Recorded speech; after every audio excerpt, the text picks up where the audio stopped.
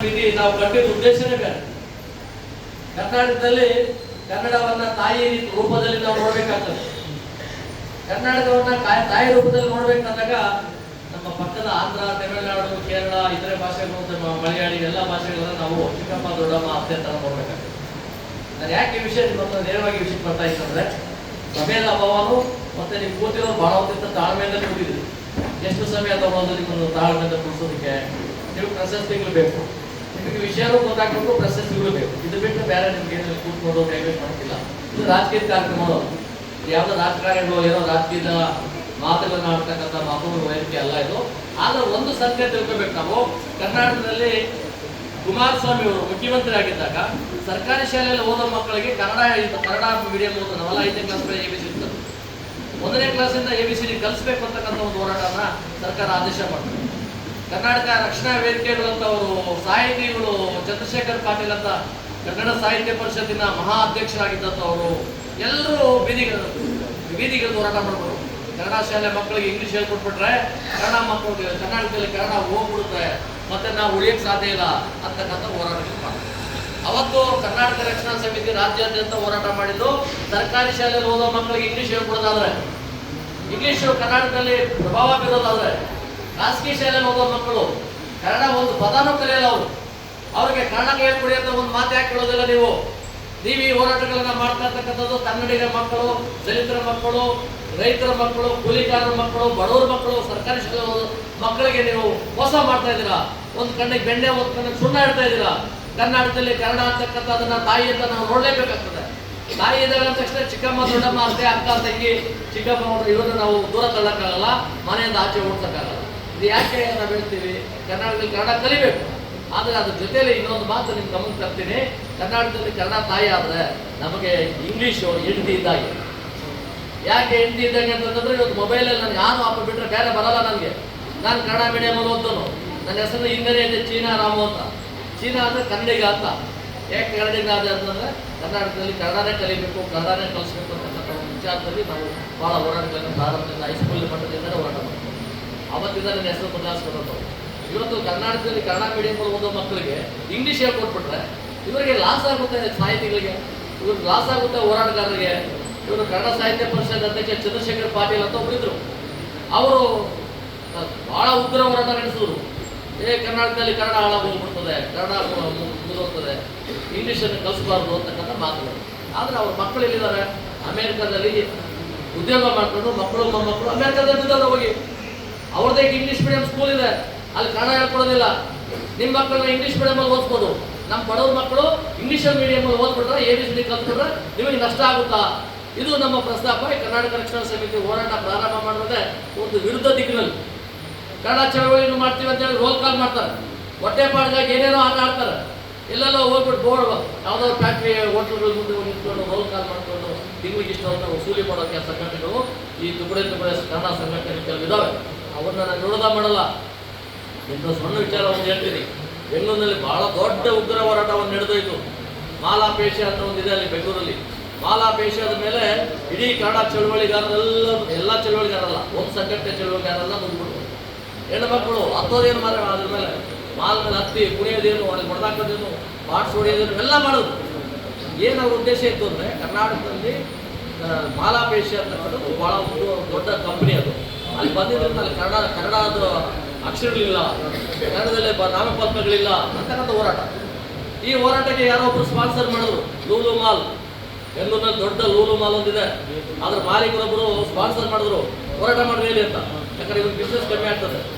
ಇಲ್ಲೇ ಹೋಗ್ಲಿ ಕೂಡ ಬಂದಿದೆ ಅದು ಕಮ್ಮಿ ಆಗುತ್ತೆ ಅನ್ನೋ ದೃಷ್ಟಿಯಿಂದ ಇವ್ರನ್ನೆಲ್ಲ ಓಡಿಸ್ಬಿಟ್ರು. ಅಲ್ಲಿಗೆ ಓಡಿಸಿದ್ರು ಒಂದು ಗುಂಪು ಪಾಪ ಅಮಾಯಕರು, ಬಡವರು, ಮಕ್ಕಳು ಎಲ್ಲರೂ ಕನ್ನಡ ಚಳುವಳಿ, ನಾವು ಕನ್ನಡಿಗರು ಕನ್ನಡದ ಹೋರಾಟ ಮಾಡ್ತೇವೆ, ನಾವು ಹಂಗೆ ಮಾಡ್ತೇವೆ, ಹಿಂಗೆ ಮಾಡ್ತೇವೆ ಅಂತ ಬೀದಿಗೆ ಹಿಡಿದು ಕುಡಿದು ಕುಂಬಿಸಲ್ಲಿ ಹೊಡೋದು, ಜೈಲಿಗೆ ಹೊಡೋದ್ರು. ಎಲ್ಲರೂ ಭಾಳ ರಕ್ಷಣಾ ವೇದಿಕೆ ನಾಡಗೌಡರು ಜೈಲಿಗೆ ಹಾಕೋದು, ಬಿಡಲಿಲ್ಲ ಯಾರು. ಅದು ಬಿಡದೇ ಇರೋ ಕಾರಣ ಬೇರೆ ಇದೆ. ಅದಕ್ಕೆ ರಾಜಕೀಯವಾಗಿ ವೈಷಮ್ಯ ಕಾಂಗ್ರೆಸ್ಸಲ್ಲಿ ಈಗಿನ ಸರ್ಕಾರದಲ್ಲಿ 2 ಗುಂಪುಗಳಿದ್ದಾವೆ. ಆ 2 ಗುಂಪಲ್ಲಿ ಒಂದು ಗುಂಪು ಅದನ್ನು ಜೈಲಿಗೆ ಹಾಕ್ಸಿದ್ರು, ಮುಖ್ಯಮಂತ್ರಿ ಗುಂಪು. ಇನ್ನೊಂದು ಉಪಮುಖ್ಯಮಂತ್ರಿ ಗುಂಪು ಸಪೋರ್ಟ್ ಕೊಟ್ಟಿತ್ತು. ಇದನ್ನು ನಾನು ರಾಜಕೀಯವಾಗಿ ನಿಮ್ಮ ಹತ್ರ ಮಾತಾಡ್ತಾ ಇಲ್ಲ. ಮಕ್ಕಳಿಗಂತೂ ನೀವು ರಾಜಕೀಯ ಬೇಕಾಗಿಲ್ಲ. ನಿಮಗೆ ಬೇಕಾಗಿರ್ತಕ್ಕಂಥದ್ದು ವಿದ್ಯೆ, ನಿಮಗೆ ಬೇಕಾಗಿರ್ತಕ್ಕಂಥದ್ದು ಸಪೋರ್ಟು. ಮತ್ತು ಕರ್ನಾಟಕದಲ್ಲಿ ಕನ್ನಡವನ್ನು ತಾಯಿ ಥರ ನೋಡಬೇಕು ಅಂತ ನಾನು ಹೇಳ್ದಂಗೆ, ನೀವು ಕನ್ನಡನ ತಾಯಿ ಥರ ನೋಡಬೇಕು, ಇಂಗ್ಲೀಷನ್ನು ಯಥಾವತ್ತಾಗಿ ಕಲೀಲೇಬೇಕು. ಕಲಿದ ಹೋದ್ರೆ ಪ್ರಪಂಚದಲ್ಲಿ ನಾವು ಏನು ಆಟ ಆಡೋಕ್ಕೂ ಆಗಲ್ಲ. ಇವತ್ತು ಇಡೀ ತುದಿಗಳಲ್ಲಿದೆ ಇಡೀ ಪ್ರಪಂಚ. ಆನ್ ಮಾಡಿದ್ರೆ ಅಮೆರಿಕ ನೋಡ್ತೀವಿ, ಆನ್ ಮಾಡಿದ್ರೆ ಇಂಗ್ಲೆಂಡ್ ನೋಡ್ತೀವಿ, ಆನ್ ಮಾಡಿದ್ರೆ ರಷ್ಯಾ ನೋಡ್ತೀವಿ. ಎಲ್ಲಿ ಬಟನ್ ಹಾಕಿದ್ರೆ ಅವೆಲ್ಲ ನಮ್ಮ ಕಣ್ಣು ಮುಂದೆ ಬಂದು ಇಡೀ ಚಿತ್ರಣ ನಮ್ಮ ಕಣ್ಣು ಕಾಣಿಸ್ತದೆ. ಇದೆಲ್ಲ ಗೊತ್ತಾಗದೆ ಯಾವತ್ತು ನಮಗೆ ಇಂಗ್ಲಿಷ್ ಕಲ್ತಿದ್ರೆ ಮಾತ್ರ. ಕಂಪಲ್ಸರಿ ಕರ್ನಾಟಕ ರಕ್ಷಣಾ ಸಮಿತಿ ಘೋಷಣೆ ಮಾಡ್ತಾ ಇದೆ, ಕನ್ನಡ ತಾಯಿ ಆದ್ರೆ ಇಂಗ್ಲಿಷು ಹೆಂಡತಿ ರೂಪದಲ್ಲಿ ನೋಡ್ಬೇಕು. ಹೆಣ್ಮಕ್ಳು ಅದನ್ನ ಗಂಡನ ರೂಪದಲ್ಲಿ ನೋಡ್ಬೇಕು. ಯಾಕಂದ್ರೆ ಹೆಣ್ಮಕ್ಳು ಜಾಸ್ತಿ ಗಂಡು ಹೆಂಡತಿ ಆಗಾಗ್ತದೆ, ಗಂಡು ಮಕ್ಳಿಗೆ ಹೆಂಡತಿ ಆಗ್ಬೇಕು, ಹೆಣ್ಮಕ್ಳಿಗೆ ಗಂಡನ ರೂಪದಲ್ಲೇ ನೋಡ್ಬೇಕು ಅವನ್ನ. ಯಾಕಂದ್ರೆ ಒಂದ್ಸರಿ ಮದುವೆ ಆದ್ರೆ ಜೀವನದಲ್ಲಿ ಬಿಡೋಂಗಿಲ್ಲ ನೀವು. ಪರ್ಮನೆಂಟ್ ಆಗಿ ಯಾವ್ದು ಇರಲೇಬೇಕು ಇಂಗ್ಲೀಷ್ ಕಲ್ತ್ರೆ ಮಾತ್ರ ನೀವು ಉದ್ಯೋಗ ಮಾಡೋದು ಸಾಧ್ಯ. ನೀವೇನು ಬೇಕಾದ್ರೂ ಮಾಡ್ಬೋದು. ಅದಕ್ಕೆ ನಾನು ನಿಮಗೊಂದು ದೊಡ್ಡ ಸಲಹೆ ಕೊಡ್ತೇನೆ. ಸಣ್ಣ ಸಲಹೆ ಅಂತಂದರೆ ದೊಡ್ಡ ಸಲಹೆ ತಗೊಳ್ಳಿ. ಇವತ್ತೇನು ನೀವು ಕನ್ನಡ ಮೀಡಿಯಂ ಓದಿದ್ರು, ಇಂಗ್ಲೀಷ್ ಮೀಡಿಯಂ ಓದಿದ್ರು, ಇಷ್ಟು ಪ್ರತಿಭಾ ಪುರಸ್ಕಾರರಾಗಿ ಒಳ್ಳೆ ಮಾರ್ಕ್ಸ್ ತಗೊಂಡು 80, 90 ಈ ಥರ ದೊಡ್ಡ ಮಾರ್ಕ್ಸನ್ನು ತಗೊಂಡು ಬಂದು ಕೂತಿದ್ದೀರಿ, ಸನ್ಮಾನ ತಗೊಳ್ತಾರೋದನ್ನು ನೋಡೋದಕ್ಕೆ ತಾಯಿಗಳು ಬಂದಿದ್ದಾರೆ. ಅವರಿಗೆಲ್ಲ ನಾನು ಒಂದು ಕಿವಿ ಮಾತಾಡೋದು, ನೀವೆಲ್ಲರೂ IAS ಎಕ್ಸಾಮ್ ಬರೆಯೋದಕ್ಕೆ ಪ್ರಯತ್ನ ಮಾಡಿ. IAS ಎಕ್ಸಾಮ್ ಬರೀಲೇಬೇಕು. ನೀವು ಪ್ರಯತ್ನ ಮಾಡಿ, ಯಾವ ಕಷ್ಟನೇ ಇಲ್ಲ. ಏನು ಗೊತ್ತಿಲ್ಲದಿರೋರು ಇವತ್ತು IAS ಮಾಡ್ಕೊಂಡಿದ್ದಾರೆ. ಇವತ್ತು ಕನ್ನಡ ಮೀಡಿಯಮಲ್ಲಿ ಓದಿರೋ ಮಕ್ಕಳು ಈ ಕನ್ನಡದಲ್ಲೇ IAS ಬರೀರಿ, ಇಂಗ್ಲೀಷ್ ಮೀಡಿಯಂ ಓದಿರೋ ಮಕ್ಕಳು ಇಂಗ್ಲೀಷಲ್ಲಿ IAS ಬರೀರಿ. IAS ಪ್ರಯತ್ನ ಮಾಡಿ. ನೀವು ಹಿಮಾಲಯ ಪರ್ವತ ಹತ್ತಬೇಕು ಅನ್ನೋ ಪ್ರಯತ್ನ ಮಾಡಿ. ಹಿಮಾಲಯ ಪರ್ವತ ಹತ್ತಲಿಲ್ಲ ಅಂದರೆ ನಂದಿ ಬೆಟ್ಟಕ್ಕಾದ್ರೂ ಹತ್ಬೋದು. ನಂದಿ ಬೆಟ್ಟನೂ ಹತ್ತಕ್ಕಾಗಿಲ್ಲ ಅಂದರೆ ಅಂತರ್ಗಂಗೆ ಬೆಟ್ಟನೂ ಹತ್ಬೋದು. ಪ್ರಯತ್ನ ಮಾಡೋದು ಪ್ರಯತ್ನ ಮಾಡಿ. ಇವತ್ತು ನಿಮ್ಮ ಪ್ರಯತ್ನ ಇಡೀ ಪ್ರಪಂಚದಲ್ಲಿ IAS ಅಂತಕ್ಕಂಥವ್ರು ದೊಡ್ಡ ಶಕ್ತಿ ಅಂತ. IAS ಬರೆಯತಕ್ಕಂಥ ಒಂದು ನಿಮ್ಮ ತಲೆಯಲ್ಲಿ ಯಾವುದೋ ಕ್ಲರ್ಕ್ ಆಗಬೇಕು, ಯಾವುದೋ ಬ್ಯಾಂಕಲ್ಲಿ ಕೆಲಸ ಮಾಡಬೇಕು, ಇನ್ನೊಂದು ಕಡೆ ಕೆಲಸ, ಅದು ಆಮೇಲೆ ನೋಡ್ಬೇಡ. ಲಾಸ್ಟಲ್ಲಿ ಏನು ಸಿಗಲ್ಲ ಅಂತ ಅದು ಹೋಗಿ. ಆದರೆ IAS ಬರೀಬೇಕು ನಾವು. IAS ಅಂದರೆ ದೇಶದ ಆಡಳಿತ ನಿಮ್ಮ ಕೈಗೆ ಬರಬೇಕು.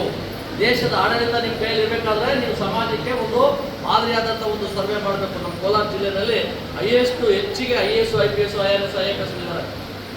H. ಮುನಿಯಪ್ಪ ಇದ್ದ, ಅವ್ರ ಮಗ ನೀವು MP ಆಗಿದ್ದ 7 ಸಾರಿ. ಅವ್ರ ಮಗ IRS, ಇಂಡಿಯನ್ ರೆವಿನ್ಯೂ ಸರ್ವಿಸ್ ಅಂತ, SLC ಫೇಲು, ಪಾಸ್ ಆಗಿರಲಿಲ್ಲ. ಅಪ್ಪ MP ಆದ, ಹೇಗೇಗೋ ಮಾಡಿ ಡಿಗ್ರಿ ಮಾಡಿಸ್ದ, ಯಾರ್ಯಾರಿಗೋಲೆ ಬರೆಸ್ದ ಡಿಗ್ರಿನೂ. IASನು ಬರ್ಸ್ಕೊಂಡ. ಕೊನೆ ಸಾಲಲ್ಲಿದ್ದಂಥ IRS ಸಿಕ್ಬಿಡ್ತು. ನಾನು ರಾಜಕೀಯವಾಗಿ ಅವ್ರು ಟೀಕೆ ಮಾಡ್ತಾ ಇಲ್ಲ, ಸತ್ಯ ಹೇಳ್ತಾ ಇದ್ದೀನಿ. ಇವತ್ತು ಸತ್ಯ ಹೇಳ್ತಕ್ಕಂಥ ಸಂಘಟನೆಗಳು ಭಾಳ ಕಡಿಮೆ ಇದ್ದಾವೆ. ಸತ್ಯನ ತಿಳಿಸದೆ ಹೋದ್ರೆ ನೀವು ನಮ್ಮ ಕೈಲಿ ಎಲ್ಲಾಗುತ್ತಪ್ಪ, ನಮ್ಮ ಬಡವರು ನಾವೆಲ್ಲಾಗುತ್ತಪ್ಪ, ನಾವು ಗೌರ್ಮೆಂಟ್ ಸ್ಕೂಲಲ್ಲಿ ಓದಿದ್ದೀವಿ, ನಮಗೆಲ್ಲಾಗುತ್ತಪ್ಪ, ನಾವು ಯಾವುದೋ ಒಂದು ಕಾನ್ವೆಂಟ್ ಚಿಕ್ಕಂದಲ್ಲಿ ಓದಿದ್ದೀವಿ ಅಂತಕ್ಕಂಥ ನಿಮಗೆ ಬೇಜಾರು ಮಾಡ್ಕೊಬೇಡ್ರಿ. ನೀವು ಪ್ರಯತ್ನ ಮಾಡಿ, SSC ಸಿಗ್ತದೆ. ನೀವು IAS ಎಕ್ಸಾಮ್ ತಕ್ಕಂಥದ್ದು. IAS ಅಂದರೆ ಇಂಡಿಯನ್ ಅಡ್ಮಿನಿಸ್ಟ್ರೇಷನ್ ಸರ್ವಿಸ್ ಅಂತ, ಭಾರತೀಯ ಆಡಳಿತ ಸೇವೆ. IPS ಅಂದರೆ ಇಂಡಿಯನ್ ಪೊಲೀಸ್ ಸರ್ವಿಸ್ ಅಂತ. ನಿಮಗೆಲ್ಲ ಅರ್ಥ ಆಗ್ತದೆ. ಎಲ್ಲ ಡಿಗ್ರಿ ಮಾಡೋರು, PhD ಮಾಡೋರು ಎಲ್ಲ ಇದೀರಿ, ದೊಡ್ಡ ದೊಡ್ಡ ವಿದ್ಯಾಭ್ಯಾಸ ಮಾಡೋದು ಗುರಿ ಇಟ್ಟಿರೋದು. ಅಲ್ಲಿ ಬಡತನೂ ಇದೆ. ನೋಡ್ತಾ ಇದ್ರೆ ನಿಮ್ಮಲ್ಲಿ ಯಾರು IAS ಮಕ್ಕಳು ಯಾರು ಇಲ್ಲಿ ಬಂದಿಲ್ಲ, IPS ಅವ್ರ ಮಕ್ಕಳು ಯಾರು ಇಲ್ಲಿ ಬಂದಿಲ್ಲ, ದೊಡ್ಡ MP ಗಳು MLA ಮಕ್ಕಳು ಇಲ್ಲಿ ಬಂದಿಲ್ಲ. ಬಂದಿರೋದು ಜನಸಾಮಾನ್ಯರು, ರೈತರು, ಬಡವರು. ಏನೋ ಒಂದು ಕರ್ನಾಟಕ ರಕ್ಷಣಾ ಸಮಿತಿ ನಮ್ಮ ಪ್ರತಿಭಾ ಪುರಸ್ಕಾರ ಅಂತ ಮಾಡ್ತಾವ್ರೆ. ಆ ಪ್ರತಿಭಾ ಪುರಸ್ಕಾರ ತಗೊಳ್ಳೋದ್ರಲ್ಲಿ ನಾವು ಏನಾದರೂ ಒಂದಷ್ಟು ಸಾಧನೆ ಮಾಡಬೇಕು. ನಮಗೊಂದು ಪ್ರಶಸ್ತಿ ಪತ್ರ ಇದ್ರೆ ನಾವು ಜೀವನದಲ್ಲಿ ಮುಂದೆ ಯಾವುದನ್ನು ಉದ್ಯೋಗಕ್ಕೆ ಹೋದಾಗ ಏನು ಮಾಡಬೇಕು ಅಂತಕ್ಕಂಥ ಒಂದು ಪ್ರಶ್ನೆಗಳನ್ನು ಬಂದಾಗ ನಾವೇನೋ ಮಾಡ್ತಾ ಇದ್ದೀವಿ ಅನ್ನೋದು ಭಾವನೆಗೋಸ್ಕರ ಈ ಬೆಳಗ್ಗೆಯಿಂದ ಬಂದು ನಿಂತಿದ್ದೀವಿ. ಬೆಳಗ್ಗೆ ಎದ್ದು ತಾಯಿಗಳು ಕರ್ಕೊಂಡು ಈ ಕಾರ್ಯಕ್ರಮದಲ್ಲಿ ಹೋಗ್ಬೇಕಾದ್ರೆ ನೀವು ಒಬ್ಬನೇ ಕಳಿಸ್ಬೇಕಾದ್ರೆ ತಾಯಿಗಳು ಅಮ್ಮಂದಿರು ಬಂದವರು, ತಮ್ಮಂದಿರು ಬಂದಿದ್ದಾರೆ, ಎಲ್ಲರೂ ಬಂದಿದ್ದಾರೆ. ಇಲ್ಲಿ ಬಂದಿರ್ತಕ್ಕಂಥವ್ರು ಎಲ್ಲರಿಗೂ ನಾನು ಅಭಿನಂದನೆ. ಇವತ್ತು ಕರ್ನಾಟಕ ರಕ್ಷಣಾ ಸಮಿತಿ ಸತ್ಯಕ್ಕಾಗಿ, ನ್ಯಾಯಕ್ಕಾಗಿ, ಧರ್ಮಕ್ಕಾಗಿ, ಕನ್ನಡಕ್ಕೋಸ್ಕರ ಕೈಯೆತ್ತೊಟ್ಟು ಕೆಲಸ ಮಾಡೋದಕ್ಕೆ ಕನ್ನಡ ಪರವಾದ ಹೋರಾಟಗಳನ್ನು ಮಾಡ್ತಾ ಇರ್ತಕ್ಕಂಥ ಏಕೈಕ ಸಂಘಟನೆ ಯಾವುದಿದ್ರೆ ಅದು ಕರ್ನಾಟಕ ರಕ್ಷಣಾ ಸಮಿತಿ. ನಮ್ಮ ಚೇತನ್ ಬಾಬು ರಾಜ್ಯ ಪ್ರಧಾನ ಕಾರ್ಯದರ್ಶಿಯಾಗಿ ಒಳ್ಳೆ ಕೆಲಸ ಮಾಡ್ತಾ ಇದ್ದಾರೆ. ವೆಂಕಟೇಶ್ ಜಿಲ್ಲಾಧ್ಯಕ್ಷರಾಗಿ ಒಬ್ಬರು ಆಯ್ಕೆ ಆಗಿದ್ದಾರೆ. ಅವರು ತುಂಬ ಕೆಲಸ ಮಾಡ್ತಾರೆ. ನಮ್ಮ ಸಂಘಟನೆ ಭಾಳ ವೀಕ್. ಏನು ವೀಕ್ ಅಂತ ಹೇಳಿದ್ರೆ ಉಸೂರಿಗೆ ಹೋಗಲ್ಲ, ರೋಲ್ ಕಾಲ್ಗೆ ಹೋಗಲ್ಲ. ಯಾರ ಹತ್ರ ಹೋಗಿ ಒಂದು ಕಾರ್ಯಕ್ರಮ ಮಾಡ್ತಾ ಇದ್ದೀವಿ ಅಂದ್ರೆ ಇಷ್ಟೊತ್ತಿಗೆ ಒಂದು 10 ರಿಂದ 25 ಲಕ್ಷ ವಸ್ತು ಮಾಡಬೇಕು. ಅದೇನು ಮಾಡಿದ್ರೆ ಎಲ್ಲ ಜೋಬಿನಿಂದ ಹಾಕೊಂಡು ಮಾಡ್ತಾರೆ. ಎಲ್ಲರೂ ದುಡ್ಡು ಹಾಕೊಂಡು ಅವ್ರು ಸ್ವಲ್ಪ ದುಡ್ಡು ಹಾಕ್ಬಿಟ್ಟು ಅಥವಾ ಏನೋ ಅವ್ರ ಬಾಧೆಗಿದ್ದವರು ನನ್ನ ಗೊತ್ತಾಗಲ್ಲ. ಎತ್ತೋಳಕ್ಕಷ್ಟೇ ಬೇರೆಯವ್ರಿಗೆ ಗೊತ್ತಾಗಲ್ಲ. ಎತ್ತೋಳಿಗೆ ಗೊತ್ತಿರ್ತದೆ. ನಾನು ಮೊದಲನೇ ಸಂಘಟನೆಗೆ ನಾವೆಲ್ಲರೂ ಮಾತಿಸ್ತೇನೆ, ಯಾವ ಕಾರಣಕ್ಕೂ ಯಾರು ಒಬ್ಬರಿಗೆ ಹೋಗ್ಬಾರ್ದು, ಎಲ್ಲರೂ ರೋಲ್ ಕಾಲ್ ಮಾಡಬಾರ್ದು, ಬಟ್ಟೆ ತುಂಬಿಸುವ ಕೆಲಸ ಮಾಡಬೇಡಿ. ಸತ್ಯಕ್ಕಾಗಿ ಹೋರಾಟ ಮಾಡೋಣ. ಎಷ್ಟಾಗುತ್ತೋ ಪ್ರಯತ್ನ ಮಾಡಿ. ಮಕ್ಕಳಿಗೆ ನಾವು ಪ್ರೋತ್ಸಾಹ ಕೊಡ್ತಕ್ಕಂಥದ್ದು ಭಾಳ ಪ್ರಮುಖವಾದ ವಿಚಾರ. ಹಾಗಾಗಿ ನಾನು ಎಲ್ಲ ಕನ್ನಡ ಚಳವಳಿಗಾರರಿಗೆ ನಾನು ವಿರೋಧಿನ. ಯಾಕೆ ಅವ್ರಿಗೆ ವಿರೋಧಿ ಅಲ್ಲ ನಾನು. ಅವರೆಲ್ಲ ರೋಲ್ ಕಾಲಿಗೆ ಇಳಿತಾರೆ, ಬೀದಿಗೆ ಇಳಿತಾರೆ, ಶಾಲೆ ಹಾಕೊಂಡು ಹೋಗ್ಬಿಡ್ತಾರೆ, ಎಲ್ಲ ವಸೂಲಿ ಮಾಡೋದು. ಯಾವುದೋ ಈಗ ಲೂಲು ಮಾಲು ಮತ್ತು ಮಾಲಾಪೇಶಿಯ ಬಗ್ಗೆ ಮಾತಾಡಿದ್ರು. ಸಣ್ಣ ಉದಾಹರಣೆ ಕೊಟ್ಟೆ. ಎಷ್ಟು ವಸೂಲಿ ಆಯಿತು, ಎಷ್ಟು ಜನ ಮಕ್ಕಳು ಜೈಲಿಗೆ ಹೋದ್ರು, ಆ ಮಕ್ಕಳ ಭವಿಷ್ಯ ಏನು, ಎಷ್ಟು ಜನ ಲಾಠಿ ಚಾರ್ಜ್ ಮಾಡಿಸ್ಕೊಂಡ್ರು, ಅವ್ರ ಕಥೆ ಏನು. ನೀವು ಮಾಲಾಪೇಶಿಯಾಗಿ ಹೋರಾಟಕ್ಕೆ ಹೋದವರು ಲೂಲು ಮಾಲ್ ಮೇಲೆ ಹೋಗಿ ಹೋರಾಟ ಮಾಡಿ. ಅಲ್ಲಿ ಯಾಕೆ ಹೋರಾಟ ಮಾಡಿಲ್ಲ ನೀವು? ಅವನು ಓಲೈಸಕ್ಕಾಗಿ ಲೂಲು ಮಾಲನ್ನು ಬಿಟ್ಟು ಮಾಲಾಪೇಶಿ ಆಗೋದು. ಬೆಂಗಳೂರಿನಲ್ಲಿರೋ ಕತೆ ನಿಮ್ಗೆ ಹೇಳ್ತಾರೆ, ನಿಮ್ಗೆ ಗೊತ್ತಾಗುತ್ತಿಲ್ಲ ಅದು. ಆದರೆ ನಾನು ಹೇಳೋದು, ಎಲ್ಲೋ ವಸೂಲಿಗಾಗಿ ಸಂಘಟನೆ ಮಾಡ್ಕೋಬಾರ್ದು. ಬದುಕಬೇಕು, ನೀವು ಬದುಕ್ರಿ. ಬದುಕಕ್ಕೆ ನೂರಾರು ದಾರಿಗಳಿದ್ದಾವೆ. ಕೇಂದ್ರ ಸರ್ಕಾರ ಸಾಕಷ್ಟು ಯೋಜನೆಗಳು ಕೊಟ್ಟಿದ್ದಾರೆ, ಬದುಕ್ರಿ. ರಾಜ್ಯ ಸರ್ಕಾರದ ಯೋಜನೆಗಳಿದ್ದಾವೆ, ಬದುಕಿ. ನೀವು ಬದುಕಬಾರ್ದು ಹೋರಾಟಗಾರರು ಅಂತ ಹೇಳಲ್ಲ ನಾನು. ಹೋರಾಟಗಾರರು ಎಲ್ಲರೂ ಬದುಕಬೇಕು, ಚೆನ್ನಾಗಿ ಸುಧಾರಣೆ ಆಗ್ಬೇಕು, ನಾನು ಒಪ್ಕೋತೀನಿ. ಆದರೆ ಯಾರಿಗೋ ಹೊಟ್ಟೆ ಮೇಲೆ ಹೊಡೆದು, ಯಾರಿಗೋ ಮೋಸ ಮಾಡಿ ಜೀವನ ಮಾಡ್ತಕ್ಕಂಥ ಕೆಲಸ ನಿಮ್ಗೆ ಬೇಡ.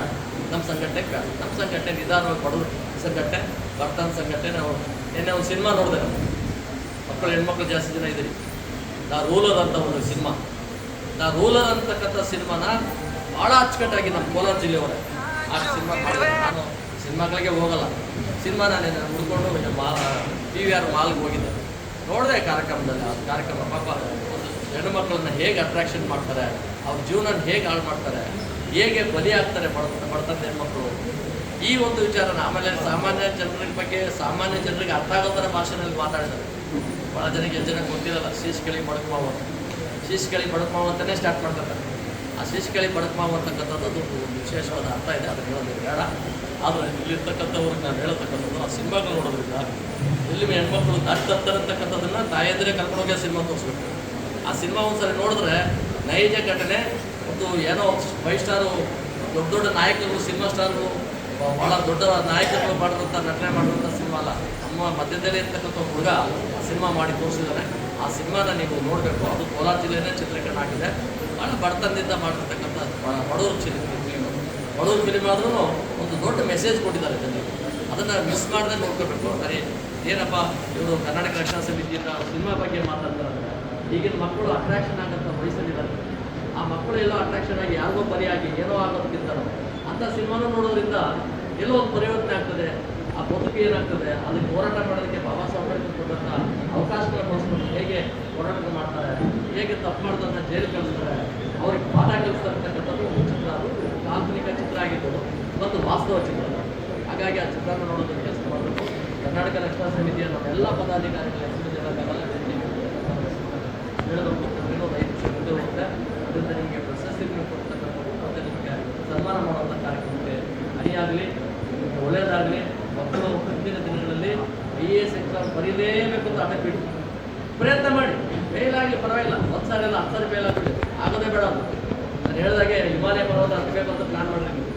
ಹಿಮಾಲಯ ಹತ್ತಕ್ಕಾಗಲಿದ್ರೆ ನಂದಿ ಬೆಟ್ಟ, ಅದು ಆಗಿಲ್ಲ ಇಲ್ಲಿ ನಮ್ಮ ಅಂತರ್ಗಂಗೆ ಬೆಟ್ಟ, ಆ ಊರ ಮೇಲೆ ಹೋಗ್ಬಿಟ್ಟು ಕೆಳಗೆ. ನಾವೆಲ್ಲ ಅಲ್ಲ, ನಾನು ಕೋಲಾರದಲ್ಲೇ ಜೂನಿಯರ್ ಕಾಲೇಜಲ್ಲೇ PUC ಓದಿದ್ದು. ನಾವೆಲ್ಲ ಅಂತರ್ಗಂಗೆ ಬೆಟ್ಟಕ್ಕೆ ಹತ್ಬಿಡೇವಿ. ಮೇಲೆ ಹೋಗಿ ಊರುಗಳವೆ, ಆ ಊರುಗಳೆಲ್ಲ ನೋಡ್ಕೊಂಡ್ಬಂದಿದ್ದೀವಿ ನಾವು. ಆಗ ಅಲ್ಲಿ ವ್ಯವಸಾಯ ಮಾಡ್ತಾರೆ, ರಾಗಿ ಬೆಳೀತಾರೆ, ಭತ್ತ ಬೆಳೀತಾರೆ, ಇಬ್ಬನೇ ರೇಷ್ಮೆ ಬೆಳೀತಾರೆ. ಅಲ್ಲಿ ಜನ ಒಂದು ರೀತಿ ಮುಕ್ತ ಜನ, ಎಷ್ಟು ಆರೋಗ್ಯಕರವಾದಂಥ ವಾತಾವರಣದಲ್ಲಿ ಅವ್ರು ಇದ್ದಾರೆ. ಅಂಥ ಒಂದು ವಾತಾವರಣದ ಚಿಕ್ಕ ಬೆಟ್ಟಾದರೂ ಹತ್ತುವಂಥ ಪ್ರಯತ್ನ ಆಗ್ತದೆ. ನೀವು ಯಾವ ಕಾರಣಕ್ಕೂ ನಾವು IAS ಮಾಡಲೇಬೇಕು ಅಂತ ಹೇಳ್ಬೇಕು. ಏನು ತಂಗಿ, IAS ಮಾಡಬೇಕಂತ ಯೋಚನೆ ಮಾಡ್ತೀಯಾ, ಮಾಡಲ್ಲ ನೀನು? IAS ಬರೀರಿ, ಪ್ರಯತ್ನ ಮಾಡಿರಿ, ಮೇಲಾಗಲಿ, ಚಿಂತೆ ಮಾಡೋದು ಬೇಡ. ಆದರೆ ನಿಮ್ಮ ನಾಲೆಡ್ಜ್ ಇಂಪ್ರೂವ್ ಆಗಿರ್ತದೆ. ನಿಮ್ಮ ತಲೆಯಲ್ಲಿ 10 ವಿಷಯ ಇರೋ ಕಡೆ 1000 ವಿಷಯ ಬರ್ತದೆ. ನೀವೆಲ್ಲ ನಾನು FTC ಬರಿತೀನಿ, STC ಬರಿತೀನಿ, ಯಾವುದೋ ಬ್ಯಾಂಕಿಂಗ್ ಎಕ್ಸಾಮ್ ಮಾಡ್ಕೊತೀನಿ ಅಂತ ಕೂತ್ಕೊಳ್ಳೋಕೆ ಹೋಗ್ಬೇಡಿ. ಎಲ್ಲರೂ ಪ್ರಯತ್ನ ಮಾಡಿದ್ರೆ ಎಲ್ಲರೂ ಪಾಸ್ ಆಗ್ತಿರೋಂತನೂ ಅಲ್ಲ. ಆದರೆ ನಿಮ್ಮ ಜ್ಞಾನ ಅಭಿವೃದ್ಧಿ ಆಗ್ತದೆ. ಭಾಳಷ್ಟು ವಿಷಯ ತಿಳ್ಕೊಳಕ್ಕಾಗುತ್ತೆ. ಇವತ್ತು ಕರ್ನಾಟಕ ರಕ್ಷಣಾ ಸಮಿತಿ ಭಾಳ ಶ್ರಮಪಟ್ಟು ಈ ಕಾರ್ಯಕ್ರಮ ಮಾಡಿದ್ದಾರೆ. ಈ ಕಾರ್ಯಕ್ರಮ ಮಾಡೋದಕ್ಕೆ ಅವ್ರಿಗೆ ಯಾರೂ ಸಪೋರ್ಟ್ ಮಾಡಲ್ಲ, ಹಣಕಾಸು ನೆರವು ಇಲ್ಲ ಅವ್ರಿಗೆ, ಏನಿಲ್ಲ. ಆದರೂ ಒಂದು ಪ್ರತಿಭಾ ಪುರಸ್ಕಾರ ಹೆಸರಲ್ಲಿ ಸಂಘಟನೆ ಮೂಲಕವಾಗಿ ಮಾಡಬೇಕು. ಅದಕ್ಕೆ ಕಾಣಿಸ್ತದೆ ನೀವು ದೈವತ್ವ ಇರ್ತಕ್ಕಂಥ ಎಲ್ಲರೂ ಕಾರ್ಯಕ್ರಮಕ್ಕೆ ಬಂದು ನಿಮ್ಮ ಜೊತೆ ಮಾತಾಡೋಕ್ಕೆ ಒಂದು ಕಷ್ಟ ಸುಖವನ್ನು ನಾವು ಕೇಳೋಕ್ಕಾಗ್ತಿರ್ಬೋದು. ನಿಮಗೊಂದು ಮಾರ್ಗದರ್ಶನ, ಮೋಟಿವೇಶನ್ ಅಂತ ನಾವು ಮಾಡಿಲ್ಲ. ನೀವು ಮೋಟಿವೇಶನ್ ಮಾಡೋದಂದ್ರೆ ನೀವು ಹೇಗೆ ಅರ್ಥ ಆಗ್ತದೆ, ನಾನು ಹೆಂಗಪ್ಪ ಮಾಡೋರು, ಒಬ್ಬರು ತುಂಬ ಮಾಡೋರು, ನಾನು IAS ಬರೀಕ್ಕೆ ಸಾಧ್ಯನಾ? ನೀವೇನಿಲ್ಲ, ಎಲ್ಲ ಇಂಟರ್ನೆಟಲ್ಲಿ ಇದೆ. ಗೂಗಲ್ಗೆ ಹೋಗಿ ಇಂಟರ್ನೆಟ್ IAS ಅಂತ ಎಕ್ಸಾಮ್ ತೊಗೊಳ್ಳಿ, ಪ್ರಿಲಿಮಿನರಿ ಎಕ್ಸಾಮ್ ಕೊಡುತ್ತೆ. ಡಿಗ್ರಿ ಮಾಡೋದು ಯಾರು ಇದ್ರೆ ಕಂಪ್ಲೀಟ್ ಆಗಿರೋದು IAS ಪ್ರಿಲಿಮಿನರಿ ಎಕ್ಸಾಮ್ ತೊಗೊಳ್ಳಿ. ಯಾರಿಗಾದ್ರು ಹೇಳ್ಕೊಳ್ಳಿ, ನನ್ನ ಮಗಳು IAS ಮಾಡ್ತಾಳೆ ಅಂತ ಹೆಮ್ಮೆಯಿಂದ ತಂದೆ ತಾಯಿ ಹೇಳ್ಕೊತಾರೆ. ನೀವು ನಾವು ಯಾರಿಗಾರ ಕೇಳಿದ್ರೆ ನಾನು IAS ಎಕ್ಸಾಮ್ ಬರೀತೇನೆ ಅಂತ ಹೇಳಿ, ಮೇಲಾಗಲಿ, ಪಾಸ್ ಆಗೋದೇ ಬೇಡ. ಅದು ಮೇಲಾದರೂ ಚಿಂತೆ ಮಾಡೋದು ಬೇಡ. IAS ಬರೀಬೇಕು ಅಂತ ಯೋಚನೆ ಇಟ್ಕೊಳ್ಳಿ. ನಿಮ್ಮ ಜೀವನದ ಗುರಿ ಹಿಮಾಲಯ ಪರ್ವತದ ಮೇಲೆ ಇರಲಿ. ಹಿಮಾಲಯ ಪರ್ವತ ಸಿಗಲಿಲ್ಲ ಅಂದರೆ ನಂದಿ ಬೆಟ್ಟ, ನಂದಿ ಬೆಟ್ಟ ಸಿಗಲಿಲ್ಲ ಅಂದರೆ ನಮ್ಮ ಅಂತರ್ಗಂಗೆ ಬೆಟ್ಟ. ಇದರ ಅದು ಹತ್ತುವಂಥ ಕೆಲಸ ಆಗುತ್ತೆ. ಒಳ್ಳೆಯದಾಗಲಿ ನಿಮ್ಮೆಲ್ಲರಿಗೂ. ನೀವೇನು ಇಷ್ಟೆಲ್ಲ ಶ್ರಮ ತೊಗೊಂಡು 90%, 80%, 70% ಮೇಲೆ ತೊಗೊಂಡು ಬಂದಿದ್ದೀರಿ. ಪ್ರೋತ್ಸಾಹ ಕೊಡೋದನ್ನ ತಾಯಿ ತಂದೆಯರಿಗೆಲ್ಲ ನಾನು ಅಭಿನಂದಿಸಿ ನನ್ನ ಮಾತನ್ನು ಮುಗಿಸ್ತೇನೆ. ಇದರ ಸಮಯ ಜಾಸ್ತಿ ತೊಗೊಂಡು ನಿಮಗೆ ಈಗಾಗಲೇ ಒಂದೆಲ್ಲಿ